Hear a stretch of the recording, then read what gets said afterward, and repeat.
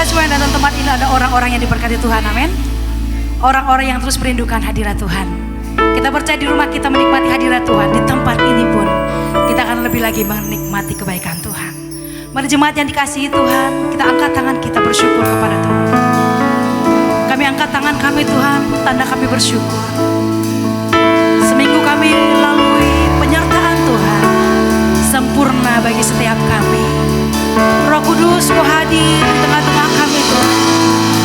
Engkau yang kami rindukan, Engkau yang kami sembah selamanya Tuhan Yesus.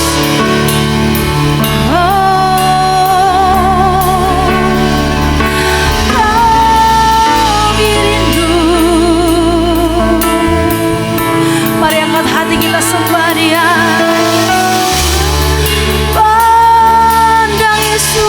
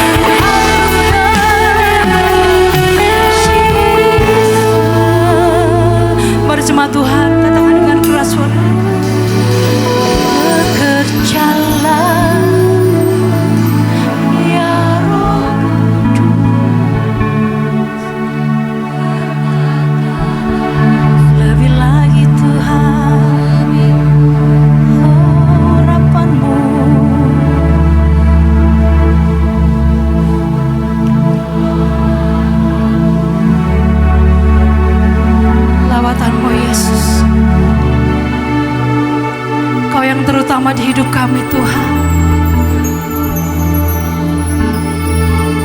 Oh, bekerjalah ya Roh Kudus, bertatalah. Kami menikmati pekerjaan-Mu Tuhan. Kami menikmati campur tangan-Mu atas hidup kami. Oh, lawatanmu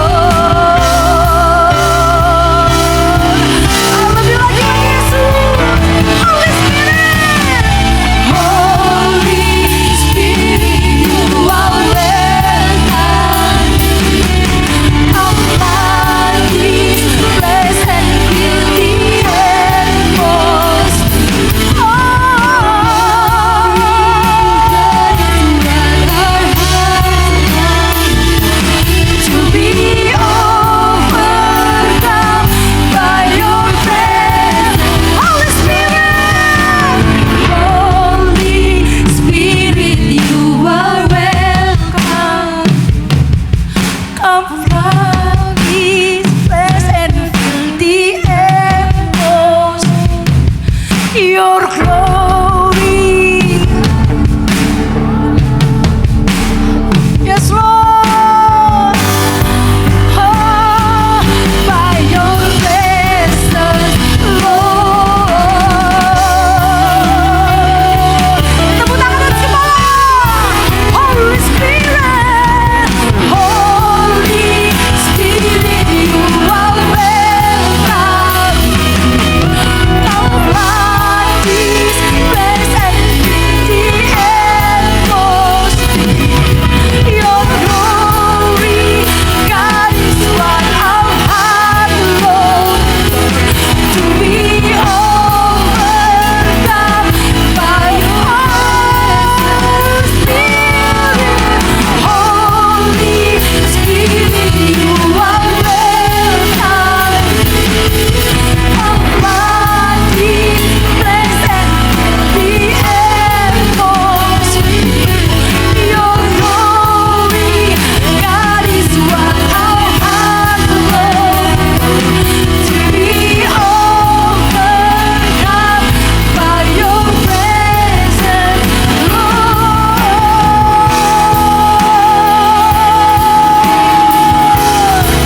Your presence, Lord.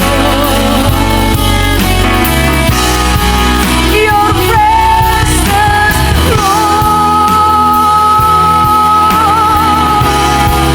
Your presence, Lord.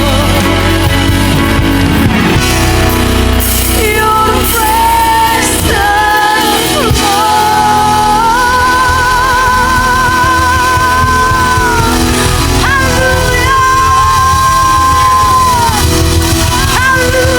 Hallelujah, Jesus. Hallelujah, Jesus. Kami kuat berdiri sampai hari ini karena kekuatan dari Roh-Mu yang tinggal dalam hidup kami, Tuhan. Kami sehat, kami diberkati sampai hari ini karena pertolongan dari Roh-Mu yang tinggal dalam hidup kami. Kami bersyukur Tuhan Yesus, kami siap masukkan nama Tuhan. Gereja-Mu akan lebih lagi bangkit Tuhan Yesus. Anak-anak-Mu akan lebih lagi bangkit Tuhan Yesus, bersinar atas kota dan bangsa ini. Terpuji nama-Mu dalam nama Tuhan Yesus Kristus yang siap masukkan nama Tuhan lebih lagi. Sama-sama kita katakan amin. Haleluya. Haleluya. Jangan pernah berhenti untuk memberkati bangsa kita, amin. Gereja Tuhan harus bangkit. Bisa lihat kanan kiri, katakan gereja Tuhan harus bangkit. Yes.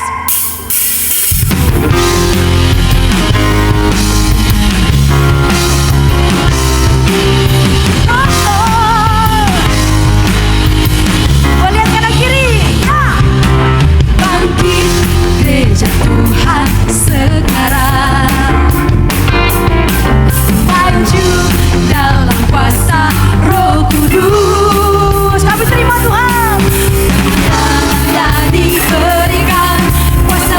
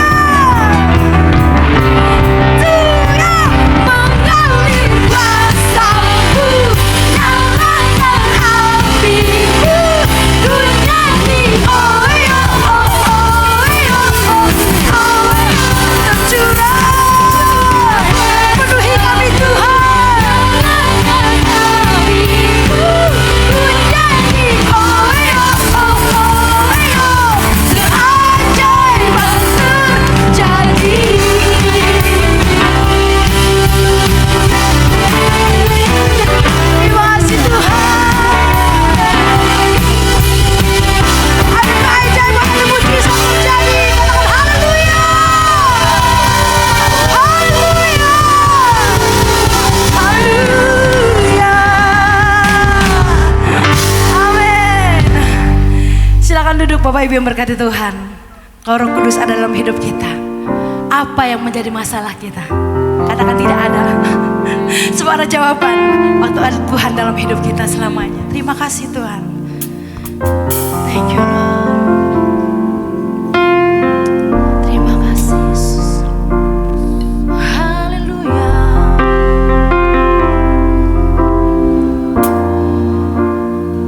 Satu yang ku rindu bersekutu denganmu, bawaku lebih lagi tinggal di dalammu, nikmati hadiratmu dan kasih-Mu. Urapanmu mengubah hidupku.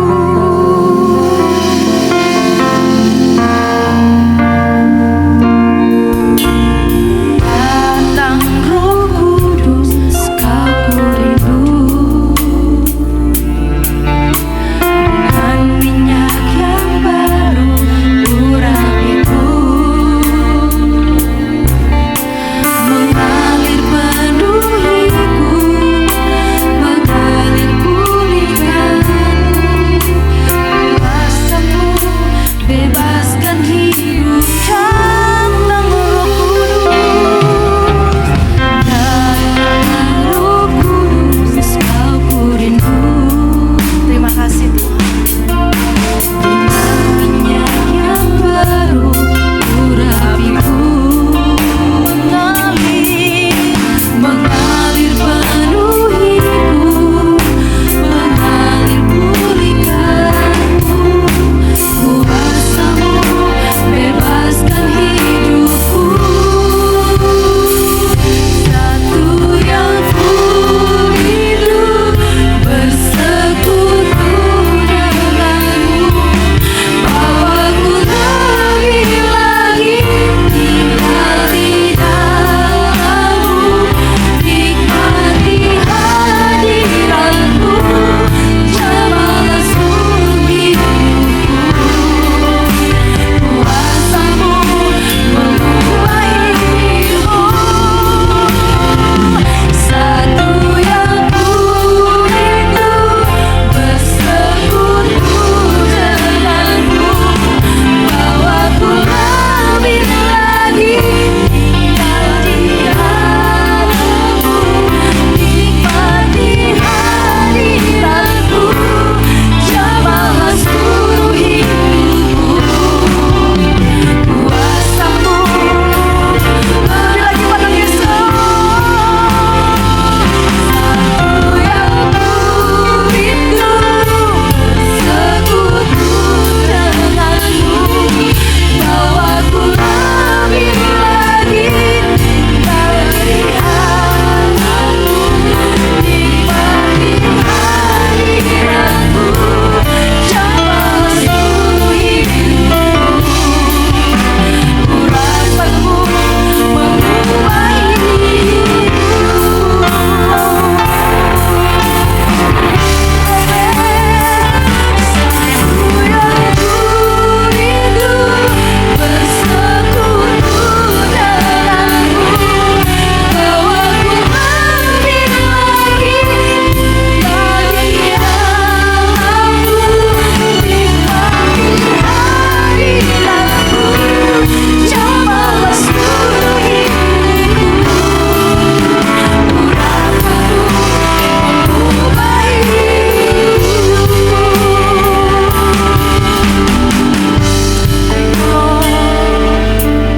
Mari jemaat Tuhan katakan pujian indah. Satu yang ku rindu bersekutu. Thank you Jesus.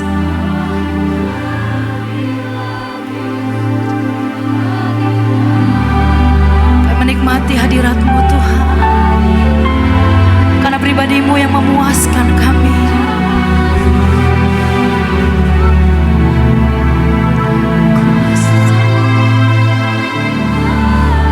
Dengan lembut katakan, satu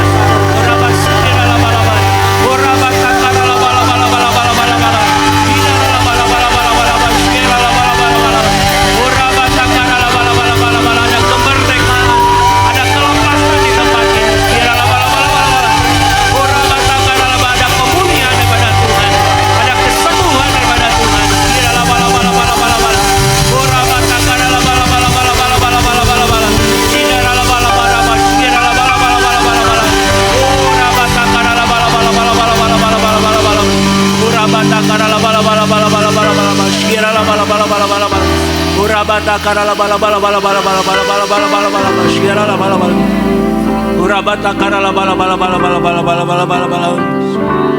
Kau Allah yang kudus, Kau Allah yang kudus,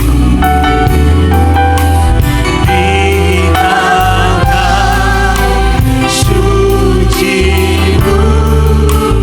kami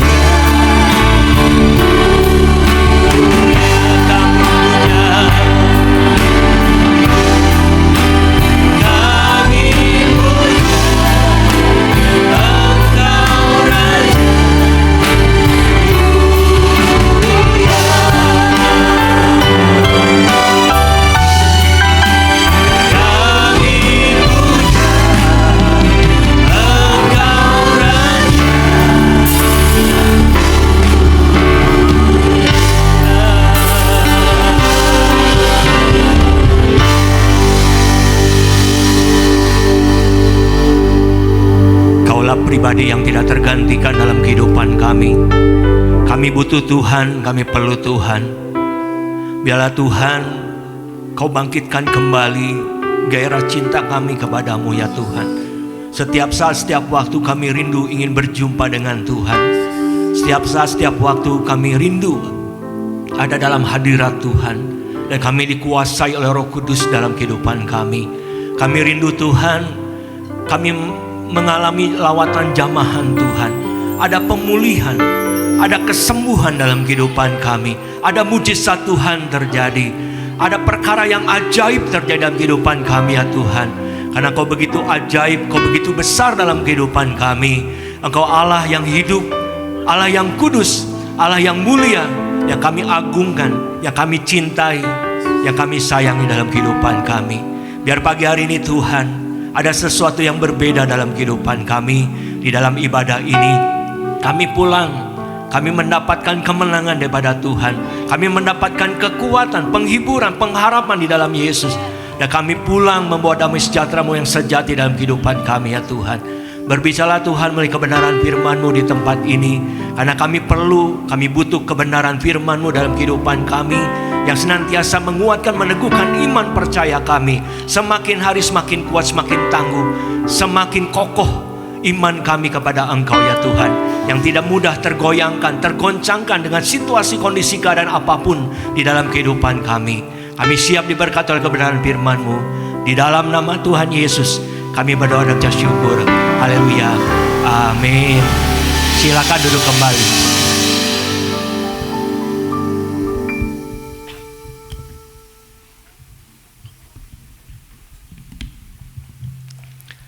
Baik, selamat pagi, shalom. Salam damai sejahtera dalam Kristus Yesus Tuhan kita. Puji nama Tuhan, kita boleh kembali beribadah di tempat ini. Kita boleh menikmati dan mengalami jamahan lawatan Tuhan, hadirat Tuhan di tempat ini. Dan saya harapkan hadirat Tuhan ini tetap kita bawa keluar dari tempat ini. Ya, sehari-hari kita ada dalam naungan kasih Tuhan, anugerah Tuhan, dan hadirat Tuhan yang memenuhi kehidupan setiap kita. Nah, pagi hari ini saya akan berikan judul kebenaran firman Tuhan, yaitu menang atas ketakutan. Nah, ternyata ketika saya membuka di dalam kamus besar bahasa Indonesia, kata ketakutan itu atau kata takut itu adalah merasa gentar atau ngeri menghadapi sesuatu yang dianggap mendatangkan bencana. Lalu dikatakan lagi takut itu artinya tidak berani. Lalu selanjutnya takut itu adalah gelisah. Dan yang terakhir takut itu adalah khawatir. Ternyata khawatir, gelisah itu adalah indikasi dari takut ya, atau ketakutan di dalam kehidupan kita. Nah, Bapak Ibu, banyak yang memprediksikan bahwa ke depan ini bahwa bahan bakar minyak akan sulit ya. Bahkan ini akan membawa dampak yang sangat besar bagi perekonomian. Tentunya harga makanan, sembako semakin naik, semakin mahal ya. Bahkan ada yang memprediksi kalau $1 Amerika mencapai Rp22.000, maka Indonesia akan kemungkinan mengalami krisis moneter lagi ya, yang kita alami tahun 1998. Tapi kita harapkan ini tidak terjadi ya. Kita tetap terus berdoa, kita tetap bersandar kepada Tuhan. Tapi berita-berita ini tentunya akan membuat orang-orang khawatir ya, orang-orang gelisah.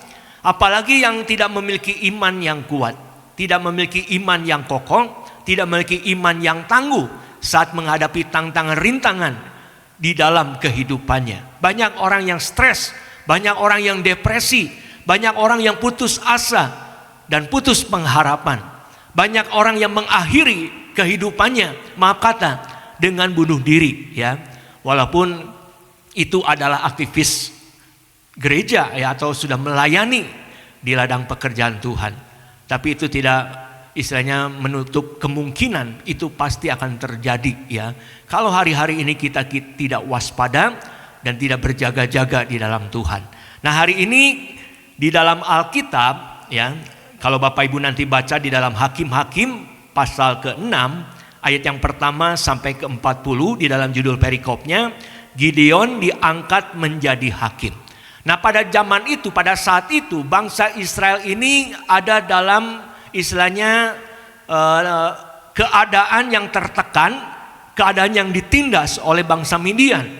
Karena Alkitab bilang di dalam ayat ini atau ternak-ternak ya, atau milik daripada bangsa Israel, kambing domba ya, yang dimiliki oleh bangsa Israel itu diambil dan dirampas oleh bangsa Midian.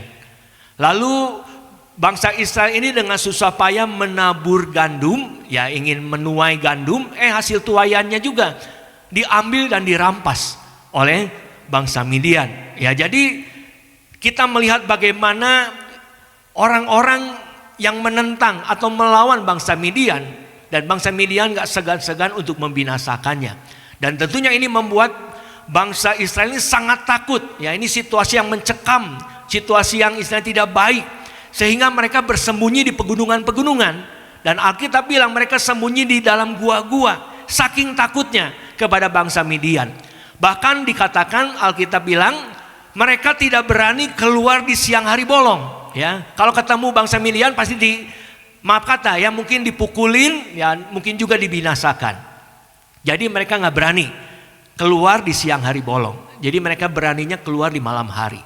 Bayangin dalam situasi kondisi keadaan seperti ini, tentunya tidak enak ya. Bangsa Israel merasa tertekan, tertindas, tidak ada kebebasan di dalam kehidupannya. Nah sebenarnya di dalam Alkitab itu sering ya dibilang atau perintah Tuhan mengatakan jangan takut. Ini perintah yang diulang-ulang di dalam Alkitab. Kenapa Alkitab selalu mengulang-ulang jangan takut ini? Karena pada dasarnya manusia itu sering merasa takut. Bahkan mungkin sampai hari ini kita masih bergumul dengan yang namanya keberanian. Kenapa? Karena kita tidak berani bertindak, kita tidak berani membuat satu keputusan, kita tidak berani menghadapi masa depan yang penuh dengan ketidakpastian. Bahkan juga ada orang yang tidak berani untuk komitmen, dan masih banyak tidak berani yang lainnya. Dan ini dialami ya oleh setiap orang. Nggak berani melakukan sesuatu ya karena takut Bapak Ibu. Nah di sini kita melihat bagaimana kalau kita hidup di dalam ketakutan, ini akan menjadi beban yang sangat berat dalam kehidupan kita. Sebenarnya kita sebagai anak-anak Tuhan, kita memiliki pengharapan, kita memiliki kekuatan di dalam Tuhan untuk mengatasi ketakutan di dalam kehidupan kita. Nah saya mau mengatakan kepada Bapak Ibu, bila hari-hari ini kita merasa takut dan khawatir, saya mau katakan Bapak Ibu tidak akan menemukan kemampuan untuk berani melakukan sesuatu di dalam kehidupannya. Karena tidak berani itu ya, takutnya salah, takutnya nggak benar, takutnya istilahnya ini keputusan yang tidak baik dalam kehidupan kita. Jadi serba ragu, serba bimbang, dan serba ketakutan di dalam kehidupan kita. Nah di dalam kisah Gideon ini, maka kita akan belajar bagaimana Tuhan memastikan kemenangan bagi umat Israel atau umat kita sebagai orang percaya ya, untuk mengatasi semua tantangan dan rintangan di dalam setiap kehidupan kita. Nah kita lihat ya, apa yang membuat Gideon ini menjadi takut pada saat itu. Jadi cerita Gideon itu mewakili bangsa Israel. Jadi ketika itu tentunya Tuhan harus memilih pemimpin dulu ya. Karena ini yang mewakili bangsa Israel, ini yang mewakili banyak orang. Nah kita akan melihat apa yang membuat Gideon menjadi takut pada saat itu. Kita akan lihat ayatnya di ayat 11. Di dalam Hakim-Hakim pasal ke-6 dikatakan, kemudian datanglah malaikat Tuhan dan duduk di bawah pohon terbantin di Opra, kepunyaan Yoas, orang Abiezer itu. Sedang Gideon anaknya mengirik gandum dalam tempat pemerasan anggur, agar tersembunyi bagi orang Midian. Jadi tempat pemerasan anggur itu kalau Bapak Ibu pernah ke Holy Land, ke Israel, itu bentuknya seperti sumur ya, dalam Bapak Ibu ya. Jadi nggak tahu prosesnya juga mengerti ya, pokoknya anggur itu dimasukin ke dalam, nanti digiling seperti itu. Nah ternyata Gideon mengirik gandum. Mengirik gandum itu seperti apa ya? Mungkin ketika kalau kita habis panen padi ya, dimasukin gabahnya itu yang masih berisi beras ya, dimasukin ke nampan besar, mungkin seperti napi gitu ya, dibuang mungkin yang gabah-gabah kosongnya ya, mungkin kotoran-kotorannya seperti itu. Dia sembunyi Bapak Ibu ya. Dikatakan bahwa Gideon ini ya mengirik gandum dalam tempat pemerasan anggur agar tersembunyi bagi orang Midian ini. Jadi Gideon ini yang pertama dikuasai oleh rasa takut. Kenapa dikuasai oleh rasa takut? Karena realitanya, kenyataannya bangsa Israel sedang ditindas oleh bangsa Midian.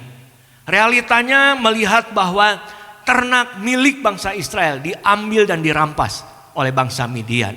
Lalu hasil panennya pun ya diambil dan dirampas oleh bangsa Midian. Yang berani menentang, yang berani melawan, ya tidak segan-segan bangsa Midian ini membinasakannya. Lalu sehingga mereka sangat ketakutan Sehingga mereka istilahnya bersembunyi di pegunungan-pegunungan, bersembunyi di dalam gua-gua, dan tidak berani keluar di siang hari bolong. Nah, kalau kita melihat realitanya seperti itu, kenyataan seperti itu, ya otomatislah Gideon dikatakan dikuasai oleh rasa takut. Kalau kita renungkan kita dalam keadaan seperti Gideon, pasti kita sama. Kita pasti akan dikuasai oleh rasa takut. Nah, memang rasa takut itu ada di dalam kehidupan kita sebagai manusia. Semua ada, Bapak Ibu. Tapi yang takut yang positif adalah takut kepada Tuhan. Bukan istilahnya takut dalam keadaan, ya. Takut kepada Tuhan. Takut melakukan dosa. Takut melanggar perintah Tuhan. Itu takut positif, Bapak Ibu, ya. Tapi kan kadang kita terbalik, ya. Melakukan dosa nggak takut, ya. Melakukan korupsi nggak takut, ya. Tapi kalau lihat situasi keadaan yang tidak baik, kita takut, Bapak Ibu. Terbalik, ya. Kita harusnya takut sama Tuhan, takut melanggar perintah Tuhan, takut akan dosa, ya. Semua itu menjadi bagian dalam kehidupan kita. Ada takut yang positif di dalam kehidupan kita. Lalu bagaimana reaksi kita dengan takut yang negatif? Kita jangan berpikir lalu mencari bagaimana caranya ya supaya kita menghilangkan rasa takut itu dalam kehidupan kita. Tapi saya mau katakan Bapak Ibu, kita bukan mencari untuk menghilangkan, tapi kita mencari cara untuk menghadapi yang namanya ketakutan di dalam kehidupan kita. Nah, di dalam Alkitab ternyata dibedah, ya, lalu dihitung perintah jangan takut itu. Ternyata ada 365 kali. Jadi ketika dihitung, dicatat, kata jangan takut dari kitab Kejadian sampai kitab Wahyu, itu ada 365 kali. Bukankah dalam 1 tahun 365 hari? Jadi artinya setiap hari Tuhan sudah memerintahkan kepada kita, jangan takut, jangan khawatir, apalagi jangan gelisah, jangan gentar dalam kehidupan kita. Jadi Tuhan itu setiap hari sudah bilang, jangan takut, jangan khawatir, jangan gentar, jangan gelisah, Bapak Ibu. Dan apapun yang akan kita hadapi, apapun tantangan yang kita hadapi, kita harus percaya bahwa Allah menjadi sumber kekuatan di dalam kehidupan kita. Kita harus bersandar kepada Tuhan. Dialah sumber segalanya dalam kehidupan kita. Kita harus berharap kepada Tuhan. Karena Yesus Tuhan kita adalah segala-galanya dalam kehidupan kita. Saya selalu diingatkan oleh seseorang bilang, kalau ada masalah itu jangan bilang, oh masalahku besar. Lalu orang ini bilang kepada saya, Tuhan kita yang lebih besar daripada masalah kita. Jadi harus diputar balik, Bapak Ibu. Jangan kita melihat masalah kita besar, tapi kita lihat Tuhan kita jauh lebih besar daripada masalah kita, ya, lebih dahsyat dan lebih heran dalam kehidupan kita. Nah, di dalam 2 Timotius pasal pertama ayat yang ke-7 dikatakan demikian. Sebab Allah memberikan kepada kita bukan roh ketakutan, melainkan roh yang membangkitkan kekuatan, kasih, dan ketertiban. Saya mau katakan bahwa roh ketakutan itu bukan berasal dari Tuhan. Karena di sini dibilang bahwa Allah memberikan kepada kita bukan roh ketakutan. Jadi roh ketakutan dari mana? Bukan dari Tuhan. Siapa lawan Tuhan? Ya si iblis, ya. Jadi roh ketakutan itu datangnya dari si jahat, bukan dari Tuhan. Bahkan dikatakan Tuhan memberikan roh yang membangkitkan kekuatan, lalu kasih, dan yang terakhir ketertiban. Ketika saya membuka di dalam Alkitab terjemahan yang lain, Alkitab yang terbuka, ternyata bukan ketertiban, tapi penguasaan diri atau pengendalian diri. Jadi Tuhan itu memberikan kekuatan kepada kita, ya. Ini kekuatan ilahi, ya, bukan kekuatan fisik, ya. Karena ini bicara ilahi, rohani. Kadang kan yang diserang itu adalah iman kita, ya. Jadi Tuhan akan memberikan kekuatan ilahi kepada hidup kita supaya iman kita kuat. Lalu ada kasih, ya. Lalu ada penguasaan diri, pengendalian diri, sehingga kita tidak dapat dikuasai oleh roh ketakutan dalam kehidupan kita. Nah, di antara ketiga ini, yang lebih besar itu adalah kasih.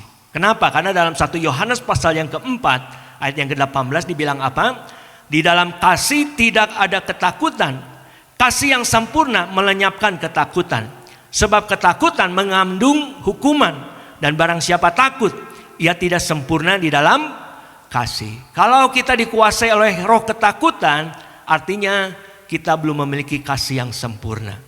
Karena di dalam kasih yang sempurna melenyapkan ketakutan. Di dalam kasih tidak ada ketakutan. Nah, saya membuktikannya gini Bapak Ibu. Saya sering melayani pelepasan roh-roh jahat ya, yang dikuasai roh-roh jahat, okultisme, perdukunan. Dulu saya melihat cara orang lain kalau nangking tuh teriak-teriak ya, oh, keluar, keluar, keluar. Kalau nggak keluar, gua yang keluar gitu kan. Seperti itu kan ya, teriak-teriak ya, pokoknya minyak 1 botol dikucurkan Bapak Ibu ya, dituang gitu saudaraku, wah supaya setan itu kabur gitu saudaraku yang menguasai orang ini. Nah, saya belajar 1 kali ya, saya nggak tangking Bapak Ibu, tapi saya peluk. Saya bilang Tuhan Yesus mengasihi kamu. Lepas sendiri Bapak Ibu, teriak dia, wong, langsung buk jatuh saudaraku. Padahal cuma bilang itu, Tuhan Yesus mengasihi kamu. Cuma dipeluk doang Bapak Ibu. Ternyata kasih itu, kasih yang sempurna melenyapkan ketakutan. Di dalam kasih tidak ada ketakutan. Lepas sendiri Bapak Ibu, nggak usah teriak-teriak, cukup dipeluk saja. Jadi dengan jelas bahwa hati-hati ya dengan yang namanya roh ketakutan. Awalnya sih merasa takut Bapak Ibu, tapi lama-kelamaan kita akan dikuasai oleh roh ketakutan. Kalau kita sudah dikuasai oleh roh ketakutan, itu sangat berbahaya dalam kehidupan kita. Maka akan banyak orang stres depresi, maka akan banyak orang yang akan mengakhiri kehidupannya, maaf kata dengan cara burdir saudaraku. Ya, karena roh ketakutan itu yang menguasai. Tapi kalau kita meminta kekuatan kepada Tuhan, minta kasih Yesus yang sempurna tinggal dalam kehidupan kita, lalu kita diberikan penguasaan, pengendalian diri, supaya kita nggak dikontrol, dikendalikan oleh roh ketakutan, maka kita akan bisa lepas dari ketakutan. Nah, saya ingin menyaksikan Bapak Ibu, ini ada saksi hidupnya, yaitu istri saya. 6 tahun yang lalu, ini bulan Maret pas ya, mungkin hari ini adalah tanggalnya almarhum Pak David dipanggil pulang ya ke rumah Bapak. Jadi 6 tahun yang lalu, masih di tahun-tahun Covid lah ya, pada saat itu 2020 ya. Ya, melihat Bapak Gembala kita dipanggil pulang, Wakil Gembala dipanggil pulang, teman-teman sepelayanan dan sebagainya dipanggil pulang ke rumah Tuhan. Ngadak-ngadak, istri saya ketakutan Bapak Ibu. Saya bilang udah gak apa-apa, tenang aja ya, kan kita punya Tuhan. Gak apa-apa, kita masa depan kita, karena maaf kata Bapak Ibu, anak-anak kami masih membutuhkan biaya untuk sekolah Bapak Ibu ya. Dan kita gak tahu ke depannya mau jadi apa ya. Ini yang tadi bilang bahwa tidak berani menghadapi masa depan yang penuh dengan tidak kepastian itu saudaraku. Jadi khawatir Bapak Ibu pertamanya ya. Lalu merasa takut. Lama-lama dikuasai oleh roh ketakutan. Dan apa dampaknya Bapak Ibu? Di masa-masa pandemi istri saya kena penyakit GERD ya. Langsung asam lambungnya naik Bapak Ibu, sampai ke atas, ke tenggorokan, sampai dia nggak bisa bernapas. Nah, pada saat itu saya bersama ada dari mama mertua juga ya, bawa ke rumah sakit ya di Kebonjati Sentosa ya.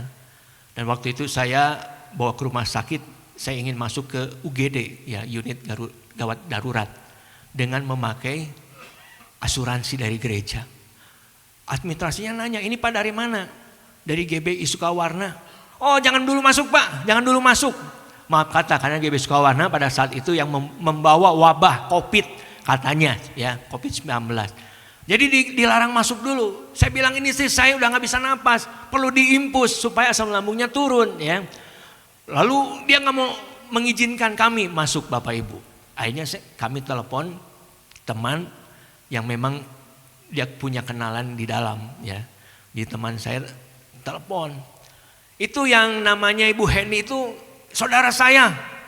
Cepat tangani ya. Akhirnya ditangani Bapak Ibu ya, itu pagi hari ya, jam 8 pagi masuk ke ruang UGD, langsung diimpus. Dan puji Tuhan asam lambungnya turun ya. Nah ketika itu ya kami ya saya berpikir pasti rawat inap ini sehari 2 hari. Jam 11 siang Bapak Ibu langsung adminnya bilang, "Pak, boleh silakan pulang." Saya bengong, loh kok nggak dirawat inap? Nggak usah Pak, silakan pulang aja. Sekarang selesaikan administrasinya Pak. Bayangin saking takutnya Bapak Ibu, karena GBI Sukawarna itu ya ke ruang inap malah jadi bahaya kan. Untung di gawat darurat cuma hanya berapa orang. Kalau dirawat inap kan banyak orang gitu saudaraku. Jadi disuruh pulang Bapak Ibu jam 11 siang, bingung kita. Ya ini ya udah kita pulang. Ya puji Tuhan berangsur-angsur saya doa pujian penyembahan. Lalu waktu itu kan YouTube lagi rame ya, mau pendeta siapa ada komplit saudaraku.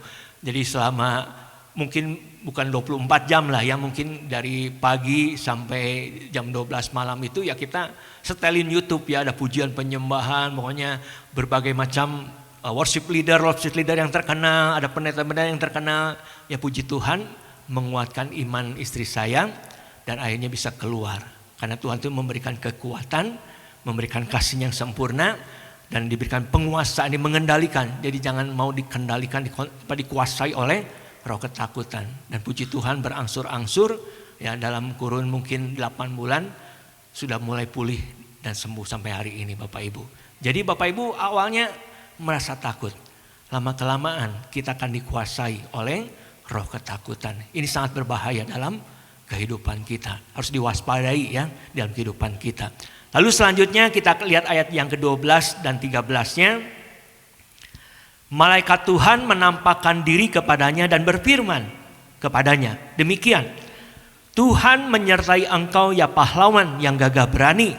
Jawab Gideon kepadanya, Tuanku, jika Tuhan menyertai kami, mengapa semuanya itu menimpa kami?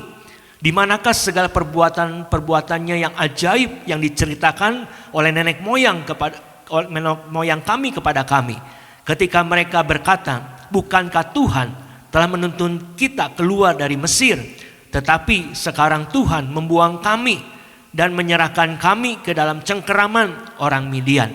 Nah kalau kita perhatikan tulisan warna hijau, tetapi sekarang Tuhan membuang kami ya, Tuhan itu tidak membuang ya, dan menyerahkan kami, Tuhan itu tidak menyerahkan ke dalam cengkeraman orang Midian.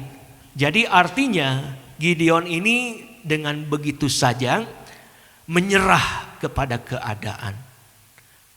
Menyerah dengan situasi kondisi yang dialaminya. Nggak ada effort, yang nggak ada usaha, nggak ada perlawanan, nggak usah nyerah gitu saudaraku ya. Ini sama dengan kita Bapak Ibu. Kadang kita juga nggak ada usaha, nggak ada effort ya. Nggak ada coba dulu deh melawan, atau coba dulu deh kita istilahnya bergumul, atau coba dulu deh kita istilahnya bergerak gitu seperti itu. Udahlah, memang nasib orang mah kieu gitu kan. Udahlah, nasib kita mah memang begini gitu kan. Yang nyerah aja gitu ya. Tidak ada sesuatu yang dilakukan. Nah, saya mau katakan Bapak Ibu bahwa nasib itu bukan kebetulan, tapi nasib itu pilihan. Jadi nasib itu tergantung diri kita sendiri. Ya, saya mau katakan bahwa nasib dan takdir itu berbeda. Kalau nasib itu bisa diubah melalui diri kita sendiri. Ya, saya kasih penjelasannya begini. Kita lihat ada seseorang dulunya miskin, dulunya nggak punya apa-apa, tapi orang ini rajin, orang ini tekun, ulet, bekerja keras ya. Kalau bahasa ininya halusnya banting tulang ya. Kaki dijadikan kepala, kepala jadiin kaki gitu saudaraku ya. Tapi tidak memungkiri hasil Bapak Ibu. Orang ini sukses, orang ini berhasil, orang ini kaya raya, orang ini memiliki segalanya. Karena dulunya yang gak punya apa-apa, tapi karena rajin, tekun, dan hidupnya berubah. Apakah itu bisa diubah? Keadaan hidup kita. nasib kita bisa diubah, yaitu melalui diri kita. Saya punya sepupu lulusan SMP, Bapak Ibu. Tapi dia rajin, dia tekun, dia pekerja keras, dia ulet, Bapak Ibu. Dan lama-kelamaan dia punya perusahaan, punya pabrik. Bukan hanya di Bandung tapi di Jakarta. Nah, dari sepupu inilah menjadi trigger, pemicu buat kami semua. Ternyata nasib itu bisa diubah, kehidupan kita bisa diubah. Asal kitanya mau, ada niat ya. Kalau nggak ada niat mah nggak akan terjadi, Bapak Ibu ya. Itu ada niat. Kita harus menonjolkan usaha, effort kita ya, untuk kita meraih atau kita meninggalkan keadaan yang terpuruk dalam kehidupan kita. Nah, sekarang kalau kita bicara takdir, takdir itu dalam bahasa rohaninya adalah ketetapan Tuhan atau kedaulatan Tuhan. Nah, kalau bicara ketetapan Tuhan atau takdir, itu berurusan dengan Tuhan. Kalau kita mau memohon memohon dengan mungkin dengan tulus ya, dengan murni, kita minta belas kasihan Tuhan, maka Tuhan sendiri akan mengubahnya, bukan kita. Tapi itu urusan Tuhan, dia akan mengubah ketetapannya, kedaulatannya atau takdir dalam kehidupan kita. Di Alkitab itu contohnya banyak, Bapak Ibu ya. Salah satunya yaitu Niniwe. Ketika bangsa Niniwe ini akan dibinasakan oleh Tuhan. Tapi Tuhan itu baik. Sebelum dibinasakan dia ngutus dulu Yunus. Ingetin tuh bangsa Niniwe, kalau nggak bertobat dihabisin deh ini ya, bangsa Niniwe ini. Walaupun si Yunus ini bukannya pergi ke Niniwe, malah pergi ke Tarsis. Jadi Tarsis itu kalau ke Niniwe misalnya ke timur, ke Niniwe ke timur, Tarsis itu ke barat, Bapak Ibu. Tapi Tuhan ambil lagi ya, sampai akhirnya dia mau ke Niniwe. Dan apa yang terjadi, Bapak Ibu? Ketika Yunus menyampaikan bangsa Niniwe akan dibinasakan oleh Tuhan. Bangsa Niniwe ini bertobat. Ya, Alkitab bilang begitu ya, bertobat, dia berpuasa, dia memohon, minta istilahnya belas kasihan Tuhan. Dan apa yang terjadi? Niniwe nggak dibinasakan, Bapak Ibu, ya, nggak dihancur leburkan. Bangsanya tetap masih ada, masih hidup. Itu kan urusan Tuhan. Ketika kita mau memohon kepada Tuhan. Tapi kalau yang namanya nasib, itu berurusan dengan diri kita sendiri. Nah, Bapak Ibu, jadi di dalam kehidupan kita ini harus optimis ya. Kita ini harus yakin. Kita ini pasti bisa. Kita ini pasti berhasil. Kita ini pasti sukses. Kita ini pasti menang ya. Hambatan apapun dalam kehidupan kita, jadikan peluang dalam kehidupan kita ya. Jangan mudah menyerah dengan keadaan, jangan mudah putus asa dengan keadaan, jangan mudah putus pengharapan dengan keadaan di dalam kondisi kehidupan kita. Tapi kita mau bangkit ya, kita mau berusaha dan Tuhan pasti memberikan kemenangan dalam kehidupan kita. Ini ayat yang sangat memberkati ya, bukan buat hanya saya saja, tapi buat Bapak Ibu, buat saudara sekalian. Di dalam Yesaya pasal yang ke-41 ayat ke-10 dikatakan, janganlah takut sebab aku menyertai engkau. Janganlah bimbang sebab aku ini Allahmu. Aku akan meneguhkan, bahkan akan menolong engkau. Aku akan memegang engkau dengan tangan kananku yang membawa kemenangan. Tuhan berjanji akan menyertai, akan menolong, dan akan memberikan kemenangan bagi setiap kita. Jadi kita pasti bisa mengalahkan setiap tantangan rintangan dalam kehidupan kita. Jadi kuncinya apa? Jangan takut, Bapak Ibu ya. Seperti firman Tuhan bilang, jangan takut 360 kali disebutkan dalam Alkitab. Kita pokoknya jangan takut, kita percaya, kita taat saja kepada Tuhan, pasti kita akan mengalami kemenangan. Seperti yang tadi saya saksikan, istri saya berbulan-bulan saya dampingi, saya berikan motivasi, saya doakan, saudaraku, nggak mudah, nggak gampang. Tapi pada ujungnya Tuhan memberikan kemenangan. Amin. Dan yang terakhir Bapak Ibu, di ayat yang ke-15 dibilang apa? Tetapi jawabnya kepadanya, Tuhanku, dengan apakah akan kuselamatkan orang Israel? Ketahuilah, kaumku adalah yang paling kecil di antara suku Manasye, dan aku pun seorang yang paling muda di antara kaum keluargaku. Nah ternyata Gideon ini memiliki keraguan dan ketidakpercayaan diri. Ini berlaku bagi kita semua. Kadang kita nggak pede, nggak confident. Kita banyak keraguan, kebimbangan di dalam kehidupan kita. Sehingga itu mudah goyah. Ya ketika ada tantangan rintangan yang menghadang dalam kehidupan kita, langsung mulai kita khawatir, kita nggak merasa, istilahnya nggak yakin gitu kan, kita bisa melewati hal-hal apapun dalam kehidupan kita. Nah seperti Gideon dipanggil oleh Tuhan untuk memimpin bangsa Israel melawan bangsa Midian. Gideon bilangnya apa? Dia menganggap dirinya tidak layak ya. Bahkan dikatakan bahwa kaumku berasal kaum yang paling kecil, yaitu suku Manasye. Tapi Tuhan tidak melihat kelemahan Gideon. Yang Tuhan lihat adalah potensi dan kesetiaan Gideon. Saya kira percaya di dalam persembunyiannya di dalam gua-gua, Gideon juga masih tetap berdoa kepada Tuhan. Dia tetap percaya kepada Tuhan. Cuma karena keraguan dan ketidakpercayaan dirinya, karena ada rasa takut yang menguasai hidupnya, sehingga dia juga mengalami ya, di mana dia dengan begitu saja menyerah dengan keadaan, dan tentunya membuat dia tidak berani untuk melangkah. Nah saya mau katakan bahwa Tuhan itu melihat potensi, bukan kondisi dalam kehidupan kita. Tuhan itu lebih tertarik ya dengan orang-orang yang bilang, aku ini nggak bisa apa-apa Tuhan, aku ini nggak mampu. Karena Tuhan tidak suka dengan orang yang merasa hebat, merasa kuat ya. Dan Tuhan istilahnya nggak akan memakai seperti orang-orang tersebut, saudaraku. Tapi Tuhan akan memakai orang yang apa adanya dalam kehidupannya. Nah semakin kita dewasa Bapak Ibu, kalau kita renungkan, semakin kita menyadari bahwa kita ini lemah, kita ini gak bisa berbuat apa-apa. Jadi Yesus gak salah bilang begini dalam Yohanes pasal yang ke-15 ayat yang kelima, akulah pokok anggur dan kamu adalah rantingnya. Pokoknya kalau aku di dalam kamu, kamu di dalam aku, kamu akan berbuah. Sebab di luar aku kamu tidak dapat berbuat apa-apa. Ternyata kalau kita renungkan, kalau kita yang bersikap dewasa, kita bisa memiliki semuanya itu karena campur tangan Tuhan. Kita bisa menikmati kehidupan kita karena kebaikan Tuhan. Itu orang yang dewasa, saudaraku. Karena dunia mengajarkan semakin dewasa, kita ini harus semakin independen. Semakin dewasa kita ini harus bisa mandiri. Bisa melakukan semuanya, segala sesuatunya sendiri. Ya. Bisa mengatasi semuanya dengan sendiri.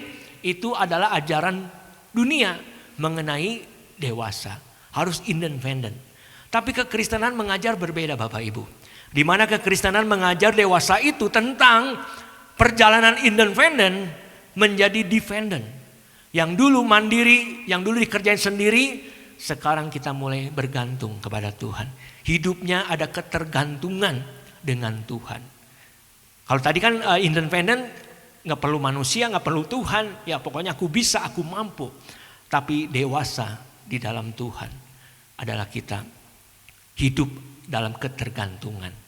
Seperti tadi Yohanes pasal ke-15 ayat yang ke-5. Di luar Tuhan kita tidak dapat berbuat apa-apa. Jadi hari ini kita belajar Bapak Ibu ya. Saya tidak percaya walaupun kondisi ke depan seperti apa ya, kita tidak tahu ya, tapi kita jangan mau dikuasai oleh ketakutan di dalam kehidupan kita. Kita harus meyakini Tuhan menyertai kita, Tuhan memberikan kekuatan, dan Tuhan memberikan istilahnya kemenangan dalam kehidupan kita. Biarlah Roh Kudus yang bekerja dalam kehidupan kita. Tadi saya merenungkan dari awal pujian sampai mau firman, bicara tentang Roh Kudus. Memang kita butuh Roh Kudus, kita perlu Roh Kudus. Roh Kudus itu harus diajak bicara Bapak Ibu. Ini agak menyimpang sedikit ya.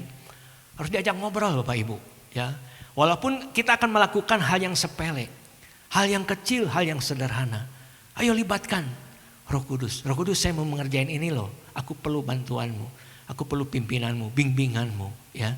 Jadi saya kira percaya ada kekuatan ilahi yang mengalir dalam kehidupan setiap kita. Jadi jangan dianggurin Bapak Ibu. Tuhan sudah luar biasa baiknya. Ketika Yesus naik ke surga, dia memberikan Roh Kudusnya kepada kita. untuk menemani kita, ya, untuk menopang kita dan untuk memberikan kekuatan kepada kita. Jadi hari ini kita belajar, ya, kita jangan mau dikuasai oleh rasa takut, roh ketakutan, dan kita jangan mau menyerah begitu saja dengan keadaan. Nasib bisa diubahkan, ya. Bahkan takdir pun bisa diubahkan kalau kita memohon kepada Tuhan, ya. Ketetapan Tuhan, kedaulatan Tuhan bisa diubah ketika kita menyentuh hati Tuhan sehingga Tuhan mengubahnya. Lalu jangan sampai ada keraguan dan ketidakpercayaan diri dalam kehidupan kita. Kita harus sok yakin, sok pasti, ya, Tuhan akan menolong kita dan memberikan kemenangan. Amin. Saya undang para imam musik untuk maju ke depan.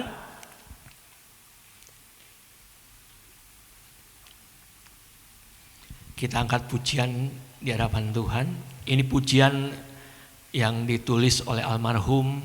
Saya undang untuk bagi berdiri Bapak Pendeta David Cakra, yang tentunya saat kondisi-kondisi yang tidak baik lagu ini senantiasa memberikan kekuatan. Karena pujian ini adalah ayat firman Tuhan Yesaya 41 ayat ke-10 tadi. Kunci G.